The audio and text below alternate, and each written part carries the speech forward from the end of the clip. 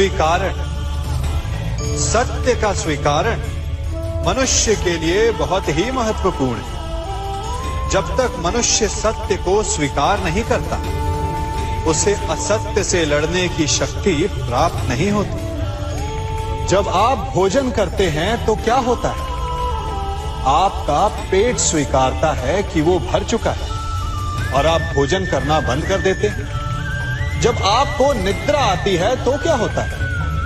आपका मन स्वीकारता है कि आपका शरीर थक चुका है और उसे विश्राम की आवश्यकता है। उसी प्रकार जब आपको किसी व्यसन को रोकना हो तो आपको स्वीकारना पड़ता है कि बहुत हो चुका, चाहे वो लालच हो या मदिरा पान। उस व्यसन का त्यागना तभी प्रारंभ होता है जब आप ये स्वीकार कर लेते हैं कि आप उस व्यसन के बंधक हैं। हम सब शीघ्र ही सफलता चाहते हैं, ढेर सारी संपत्ति और सुख चाहते हैं, और ऐसे में कई बार हम छोटे मार्गों का चयन कर लेते हैं, वो मार्ग जिनमें परिश्रम नहीं होता, जिनमें होता है तो केवल छल, कुटिलता और भाग्य का सहारा, जैसे कि जुआ। कोई जुए के खेल में धन लगाता है, कोई दांव लगाता है और ये भूल जाता है कि जुआ ऐसा दलदल है कि जिसमें एक बार गिरे तो सर्वनाश से पहले निकलना असंभव है। यदि आप जीते तो और जीतने की भूख बढ़ जाएगी, और यदि आप कुछ हार बैठे तो उसे पुनः पाने के लिए आप फिर से खेलेंगे। मनुष्य को ये आभास ही नहीं होता कि अपनी संपत्ति के साथ साथ वो अपनी मानवता, अपने संस्कार, अपना धर्म और अपना उत्तरदायित्व तक सभी जुए की भेंट चढ़ा देता है। इसलिए कुछ पाना है तो परिश्रम से पाओ। यदि कुछ जुए में जीता तो वो उतना शीघ्र ही खो दोगे, चूंकि उसे परिश्रम से पाया नहीं गया है, और उसकी रक्षा करने के लिए आपके मन में स्वाभाविक प्रयास भी नहीं होंगे। आपने अपने जीवन में कभी तलवार खरीदी है? क्या देखकर तलवार खरीदते हैं? उसकी मयान देखकर या उसकी धार देखकर? अरे, मैं भी कैसा प्रश्न पूछ रहा हूं आपसे। ये आवश्यक थोड़ी कि आप कोई योद्धा या क्षत्रिय हो। ये भी हो सकता है कि आप कोई व्यापारी, कोई छात्र या शिक्षक हो।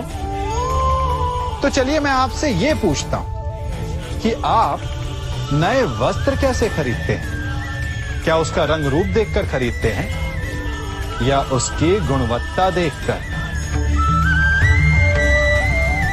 गुणवत्ता देखकर, है ना? ठीक उसी प्रकार जब आप किसी मनुष्य से मिले तो उसके रंग रूप पर मत जाइए, उसका आचरण समझने की चेष्टा कीजिए, उसकी मेधा, उसकी प्रतिभा का मूल्यांकन करने का प्रयास कीजिए। आपका जीवन बहुत ही सरल हो जाएगा। आप सब ने अपने जीवन में एक कहावत तो सुनी ही होगी कि एक चुप 100 को हराए। सुनी है ना? और इसीलिए कई बार हम जीवन में चुप रहते हैं, मौन रह जाते हैं, क्योंकि ये सत्य कि एक मूर्ख के लिए मौन रहने से अधिक श्रेयस्कर उत्तर और कुछ भी नहीं हो सकता। परंतु क्या जीवन में सदैव मौन रहना, सदैव चुप रहना क्या उचित होता है?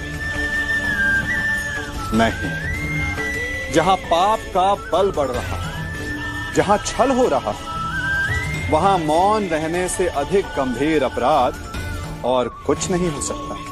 मौन रहकर कदाचित आप समस्या से बच जाएं, परंतु आप संसार को समस्याओं में उलझा देते हैं। इतिहास साक्षी कि पापियों के उद्दंडता ने संसार को इतनी हानि नहीं पहुंचाई जितना कि सज्जनों के मौन ने पहुंचाई। यदि कोई मूर्ख बोल रहा है तो मौन रहना उचित है, परंतु यदि कहीं अपराध हो रहा, छल हो रहा, तो उठिए और विरोध कीजिए, क्योंकि आप भले ही न से, परंतु आपकी आने वाली पीढ़ी इस पाप के दंड को अवश्य सहेगी। जीवन में सफल कौन नहीं होना चाहता?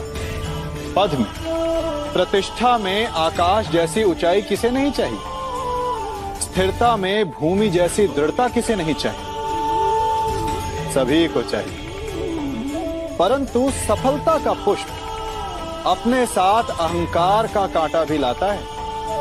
सफलता आपको आनंद देती, उपलब्धि आपको गर्व देती, और फिर यही आनंद धीरे धीरे अहंकार में परिवर्तित हो जाता है, फिर अतिक्रमण में, और अंततः अन्याय में। और यही से सफलता का नाश प्रारंभ हो जाता है।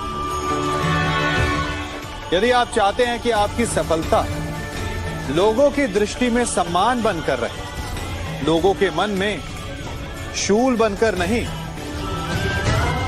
तो ये आप वृक्ष से सीखिए। फलों से लदने के पश्चात वो झुक जाता है।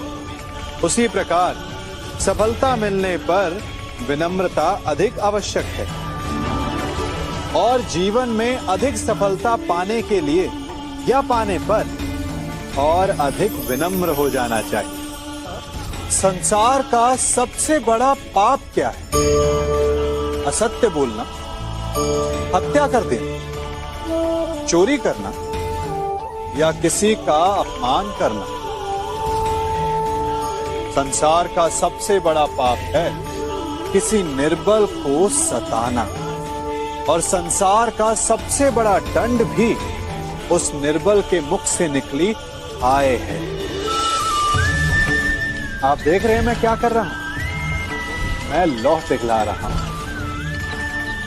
और ये लौह पिघलता है इस चमड़ी की बनी धूनकी से निकली हवा से। तनिक सोचिए, एक मृत पशु की खाल से बनी धूनकी इतने कठोर लोहे को भस्म कर सकती है।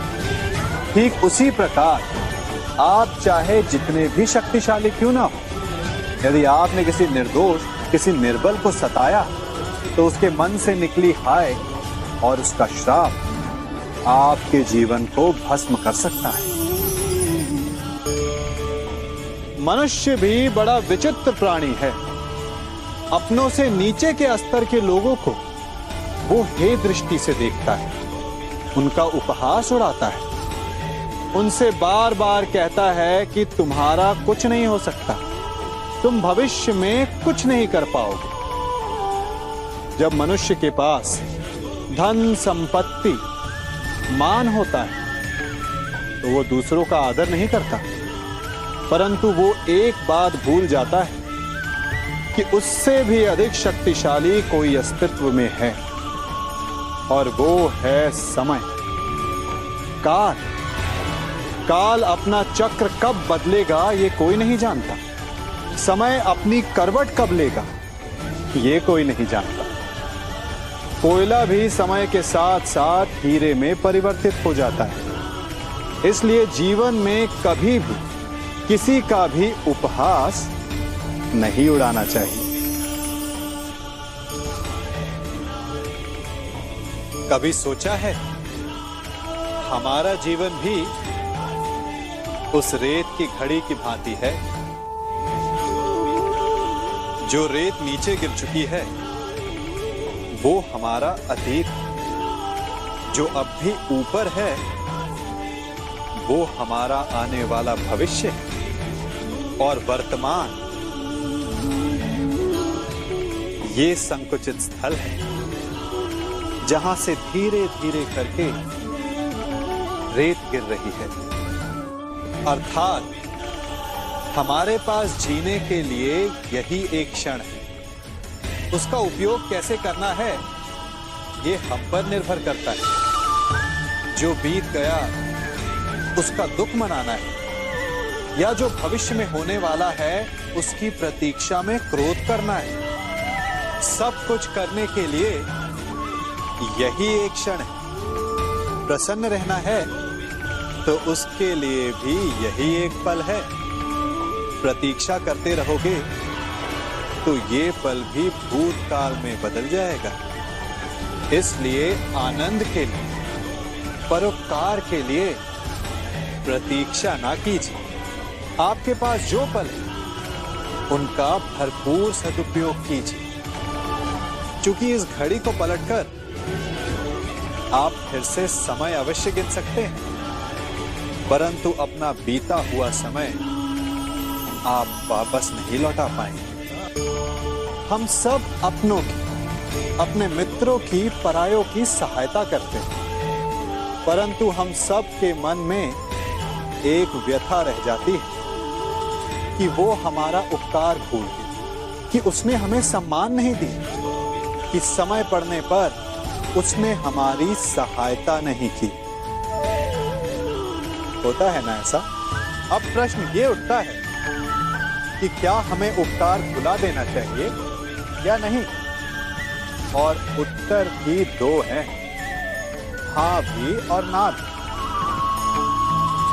हमें दूसरों पर किए गए उपकार को भुला देना चाहिए, परंतु यदि किसी ने हम पर उपकार किया है तो उसे नहीं भुलाना चाहिए। यदि दूसरों पर किए उपकार भुला दिए तो अपेक्षा नहीं रहेगी, अपेक्षा नहीं रहेगी तो वो टूटेगी नहीं, मन कुंठित नहीं होगा, और स्वयं पर किए गए उपकार को स्मरण रखा तो उसे चुकाने के लिए सदा तत्पर रहेंगे, उपकार करने वाले के कृतज्ञ रहेंगे, तब भी मन प्रसन्न रहेगा। और यदि हम सभी ऐसा करने लगे तो सबके मन को संतोष रहेगा। प्रत्येक मनुष्य सफलता पाने के लिए कार्य करता है। कुछ सफल होते हैं, कुछ नहीं होते, और जो सफल नहीं होते वो सदा अपनी असफलता का कारण या तो अपनी परिस्थितियों को बताते हैं या अपने सहयोगियों को दोषी ठहराते हैं। परंतु क्या वास्तविकता में ऐसा ही होता है? क्या कोई परिस्थिति या कोई व्यक्ति किसी की असफलता का कारण बन सकते हैं? उत्तर हाँ भी है और ना भी। कैसे? आप इस तितली को देख रहे हैं? आपने एक मक्खी को भी देखा हो। प्रकृति ने दोनों को समान गुण दिए हैं रस पान करने का। एक तितली फूलों पर जाकर उसका रस लेती है और इस अवस्था में नए फूल खिलने की व्यवस्था भी करती है। और मक्खी घाव पर बैठती है, घाव को सड़ाती है और रोग भी फैलाती है। यदि इसमें किसी बात का अंतर है तो केवल सोच का।